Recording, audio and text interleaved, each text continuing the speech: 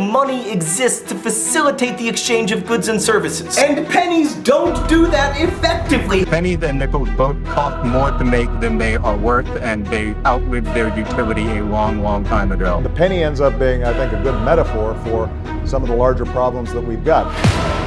Good morning, John.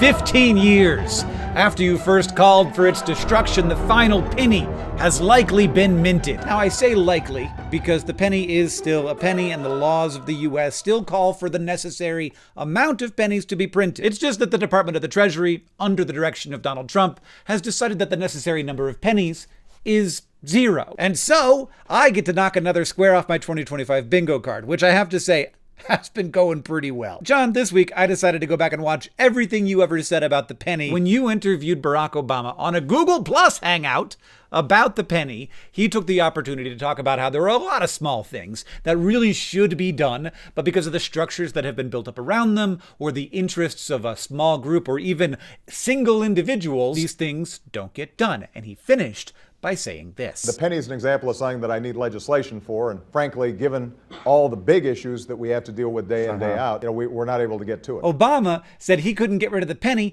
because he would need Congress to do it. He would need legislation. Presidents, for clarity, I know we're forgetting this, but they don't make laws. However, Donald Trump appears to have not needed Congress to get rid of the penny, and this basically comes down to two different readings of the law. The law that Congress passed says that the Treasury must mint the quantities of coins necessary to meet the needs of the United States. So the question becomes, what does necessary mean? Historically, and according to Obama's interpretation, I think, necessary meant produce however many pennies commercial demand requires. Every Treasury Secretary has interpreted it that way.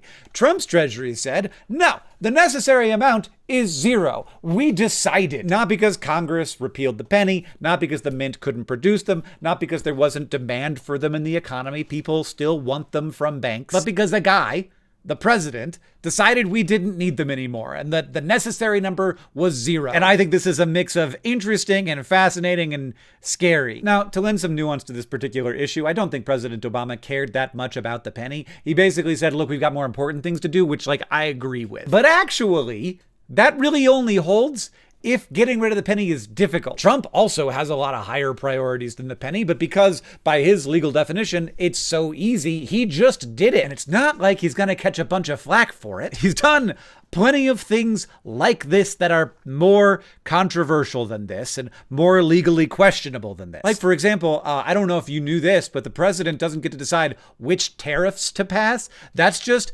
illegal. But he found this very flimsy loophole and he's using it. President Trump repeatedly tests the outer boundary of executive power, especially in places where statutes are vague or Congress is paralyzed. Like, for example, recently just fighting his best fight to make sure people can't get food stamps even after the court ordered him to stop. There's a lot of things that should have gotten done 20 years ago. Like, I don't know, immigration reform, maybe a path to citizenship for dreamers, but Congress couldn't do that because Congress can't do things. Obama said getting rid of the penny was something that Congress would have to do because to him, this was a legislative question. And that made sense in 2013 because Congress was still, at least theoretically, a lawmaking body. But is that what it is anymore? Like, we live in a world where Congress can barely pass anything unless it is stapled into a giant must-pass spending bill that itself barely limps across the finish line. This had a beginning. It didn't used to be like this. Mitch McConnell decided the right decision after Obama's election was to use the filibuster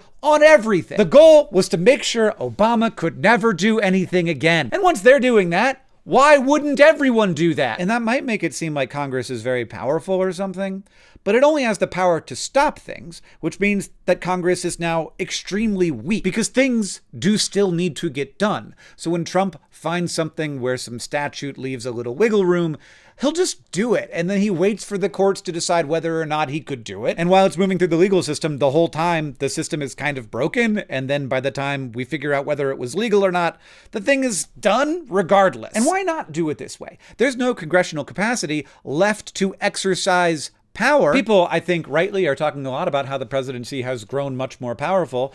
But a big part of why that happened is because Congress appears to have intentionally given the presidency their power. Congress has shrunk its ability to do anything. There's basically one functioning legislative mechanism left? These giant spending packages. That's where all the governing happens now. The Inflation Reduction Act and the One Big Beautiful Bill, they're not really bills. They're like shipping containers full of all of the policy of an administration. This is the only way to do things, but it's super limited, but it's filibuster proof, so it's how everything gets done now. Now I want to tack on to the end of this that like in the 15 years since you called for the abolition of the penny, pennies have gotten dumber. Like you weren't like ahead of your time, but you weren't as behind the times as we are today. Today, most people don't even carry cash anymore, let alone a pocket full of jingles. So I want to make it clear that with this specific example, that's part of this. Like perhaps no one really wanted to do it back then because it was still a little bit too unpopular, and now it simply isn't. Like I just don't think this is unpopular. I also think there's a little bit of like comparing this to the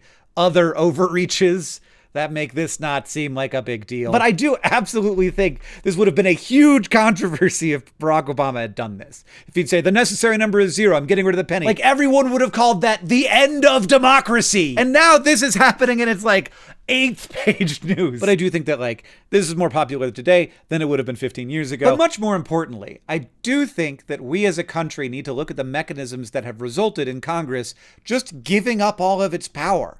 Like, it's a weird thing to do. These are people who want to be powerful. And yet, they created structures that makes it impossible for them to actually wield power. And I certainly have some thoughts about how this came to pass. I've read lots of other people's thoughts as well.